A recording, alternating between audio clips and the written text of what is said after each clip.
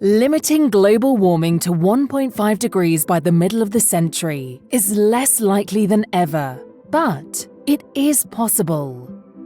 DNV's Pathway to Net Zero sets out a technically and politically feasible roadmap to achieving net zero emissions by 2050. Its implementation is hugely challenging, but as world leaders head to Dubai for COP28, the pathway shows how a 1.5-degree future is attainable.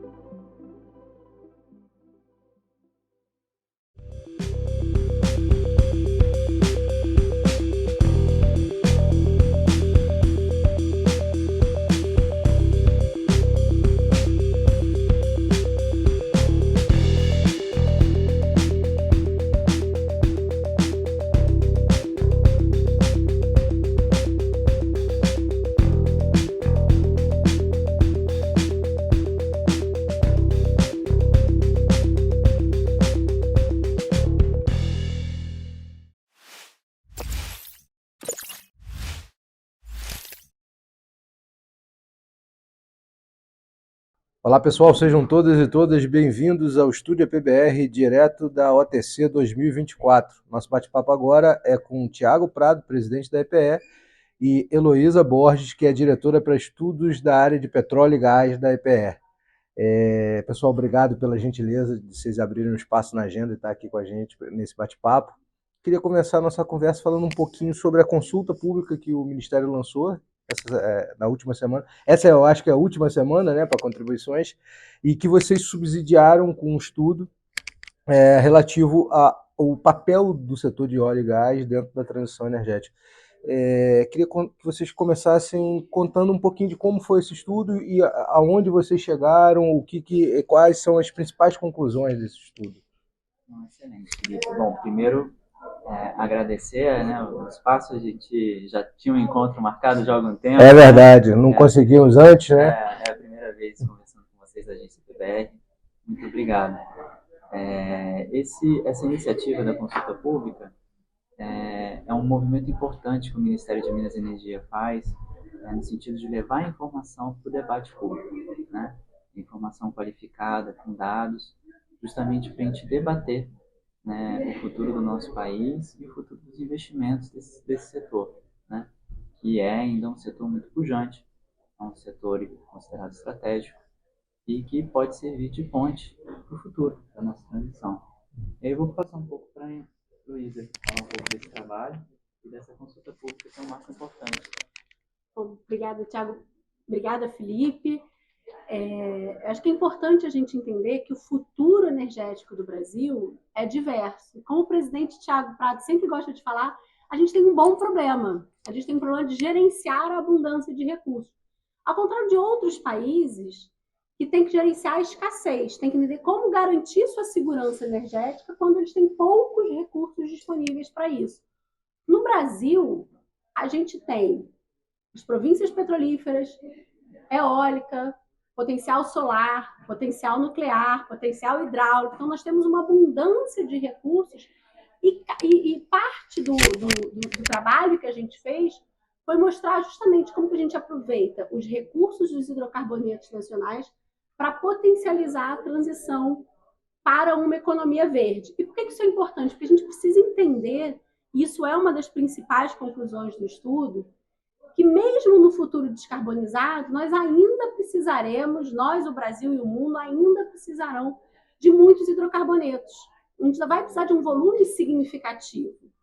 Então, a gente precisa compreender onde conseguimos reduzir consumo, onde conseguimos reduzir emissões e como que a gente potencializa, do ponto de vista do Brasil, os recursos que a gente tem, tanto para gerar emprego e renda no país, quanto para garantir a segurança energética no Brasil. Hoje, a exploração e produção de petróleo respondem por cerca de 1% só das nossas emissões de gases de efeito estufa.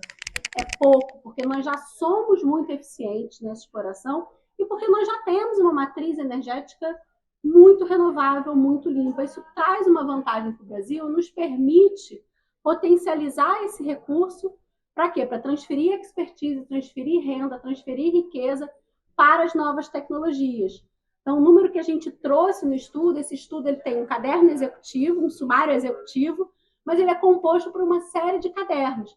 Então, por exemplo, o primeiro caderno mostra o papel do óleo e gás e indica que a gente, na verdade, para continuar explorando, a gente precisa avançar na exploração de petróleo, sim, porque pela lógica da indústria, os recursos vão declinando e começam a declinar na próxima década.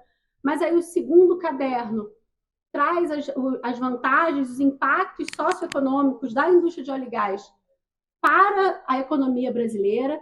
A gente traz também, da parte da demanda, nossa projeção de consumo de derivados, o que nós estamos já fazendo para reduzir as emissões associadas à demanda de transporte, que é uma parcela importante da nossa demanda energética. E aí temos também um caderno específico que fala do papel do óleo e gás no desenvolvimento de tecnologias necessárias para a transmissão, a gente fala da descarbonização do refino, a gente traz uma série de informações detalhadas em cada caderno. Mas eu queria só terminar falando do papel do óleo e gás nas tecnologias para a transição.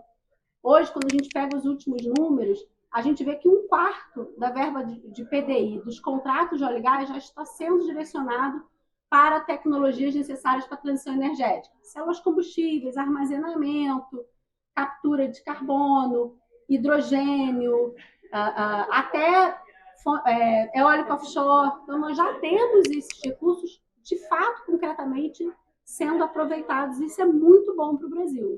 Tem um dado muito... Desculpa, por favor. Até complementar um pouco o que a Heloísa colocou. Tem coisas importantes aí. Uma delas as nossas emissões na exploração e produção são muito baixas. Então, assim, até num cenário em que a gente tivesse que imaginar um descomissionamento, os nossos estariam lá no final da fila. Né? Existem campos que emitem muito mais ao produzir petróleo ao longo do mundo, o que não é a nossa realidade. Então, assim, até nesse aspecto, né, o Brasil é um país assim abundante, né? E positivamente sobre essa perspectiva energética. Um outro ponto, essa construção desse raciocínio sobre a transição e a indústria de petróleo e gás não é exclusiva também do Brasil. A Agência Internacional de Energia também tem se posicionado nesse tema, nessa direção, e a visita do diretor Fatih Birol, presidente da IEA, ao Brasil, ele reforçou inclusive essa fala. Assim, não é de se falar num shutdown completo. No médio prazo, essa indústria ainda estará presente e será necessária. Né? Naturalmente, haverá uma transformação da forma com que ela vai interagir com a sociedade, mas o fato é que a gente não vai abandonar, né, da noite para o dia e deixar de gerar valor com esse recurso. Tem um dado muito interessante que eu até comentei com você isso recentemente, da apresentação que vocês fizeram lá no MME, que se a gente, num cenário hipotético de cortar a indústria de óleo, a redução não era significativa, mas o impacto na receita por conta da importação de óleo e da importação de derivado, consequentemente, é que ia ser significativo. Né? Não sei se você lembra esse dado de cabeça, você tem os números de cabeça, mas é um dado muito impressionante. Né? Sim, porque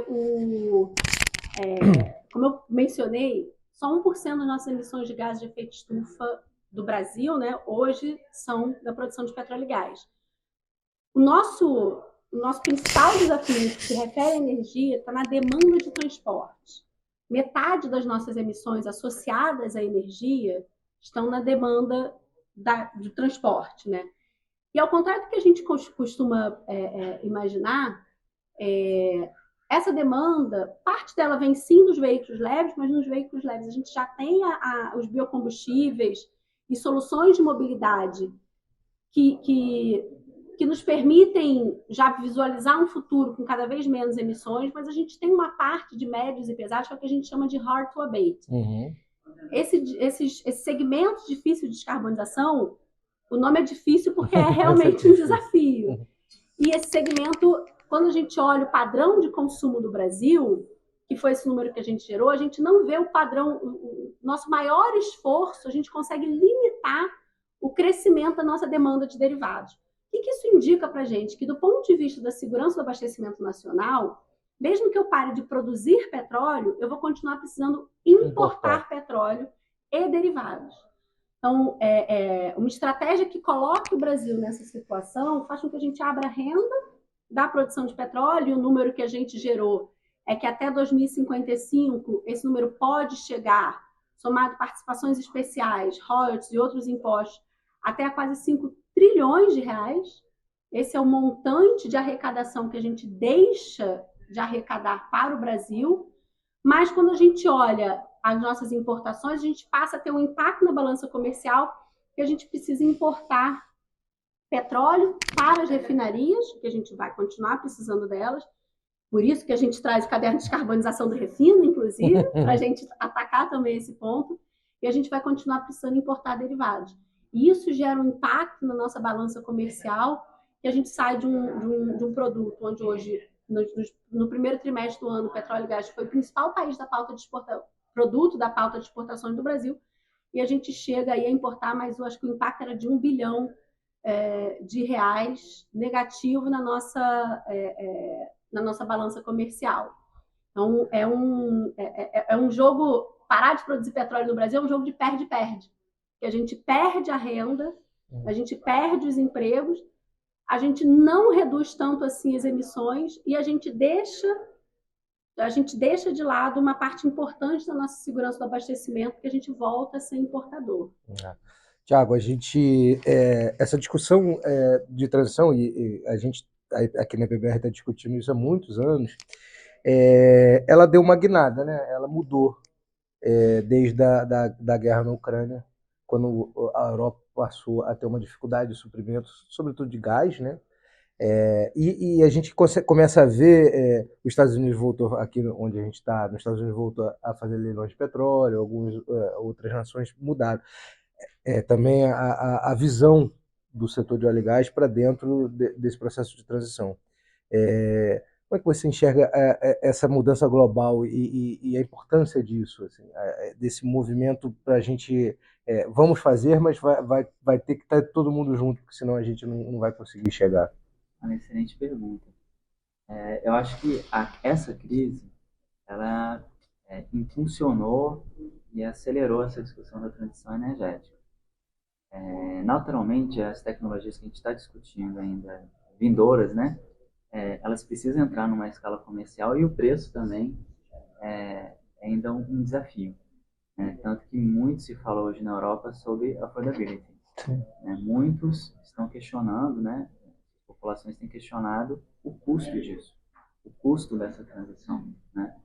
Então, é parte da discussão que o Brasil também tem colocado à mesa, né? Essa transição, ela é importante, mas ela precisa ser justa, com um certo grau de equidade. E aí, nesse sentido, é que cada país tem que procurar, acho que sua rota, olhando sua disponibilidade de recursos, aqueles que fazem mais sentido para fazer essa transição, né?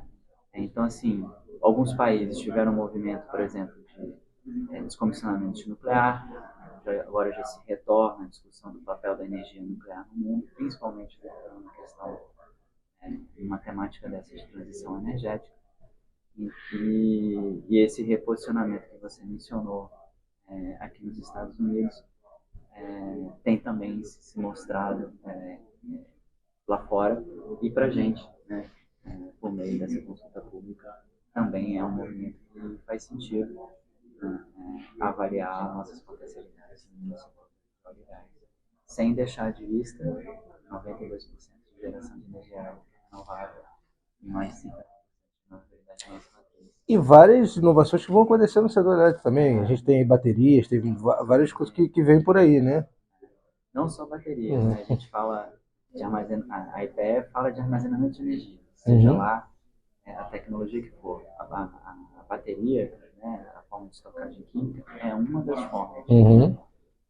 A gente também trouxe muito agora a discussão a questão das usinas reversíveis, né, as usinas hidrelétricas reversíveis, que é também uma outra forma de armazenamento. Existem outras até, mas eu acredito que essa é uma que, com um certo grau de empenho e orientação do governo, a gente consiga entregar essa solução também para os milhões de capacidade. Legal. O Thiago tocou num ponto que é fundamental dentro dessa discussão, que é a financiabilidade disso tudo. Vocês lançaram recentemente um caderno sobre armazenamento de carbono. A gente tem toda uma discussão de mercado de carbono no Brasil. Essa discussão precisa avançar também para que essa transição tenha financiabilidade e a gente consiga fazer, né? Eu gosto de brincar que a solução do trilema energético é um quebra-cabeça. São várias peças que andam em movimento e que a gente precisa tá olhando e considerando e auxiliando na consideração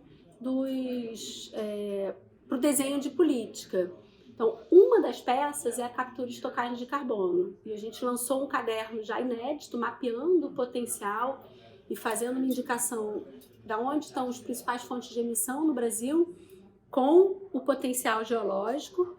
A gente tem aí um estudo financiado pelo Banco Mundial no âmbito do projeto Meta, onde a gente vai quantificar, e até o final do ano que vem a gente tem aí o número já concreto de potencial de estocagem de CO2 em terra e águas rasas no Brasil, que são as principais tecnologias que a gente está olhando agora. E isso é parte da solução, porque, como eu falei, tem não só o transporte, tem uma parte difícil de descarbonização, a indústria também tem uma parte dos seus processos que é difícil de descarbonização. E para a gente atingir os objetivos de neutralidade de carbono, a gente vai precisar entregar soluções que permitam que o que a gente não conseguiu descarbonizar, a gente capture e armazene. E a EPE faz isso muito bem. A gente trabalha de forma muito transversal, né, Thiago, com todas as diretorias, olhando a complementaridade dessas soluções. Parte dessa solução vai ser eficiência energética, por exemplo. E ao ter esse olhar integrado, a EPEC esse ano completa 20 anos, a gente consegue montar as peças desse diferente quebra-cabeça. Vem mais coisa por aí. Na captura e estocagem de carbono, vem mais coisa por aí. A gente já deve avançar em outras formas de estocar carbono, como o Thiago falou. Estocar em reservatórios é uma das formas possíveis. Assim como ele mencionou a questão da estocagem de energia elétrica, que a bateria é uma das tecnologias possíveis, a estocagem de CO2 em reservatório é uma possível, a gente está avançando em outras soluções e ao longo desse ano a gente traz várias novidades. Legal. Gente, obrigado pela gentileza de vocês abrirem um espaço na agenda e estar aqui com a gente. A gente agradece por isso. Obrigado a você também que está acompanhando a cobertura da OTC 2024 pela agência PBR. Fique com a gente.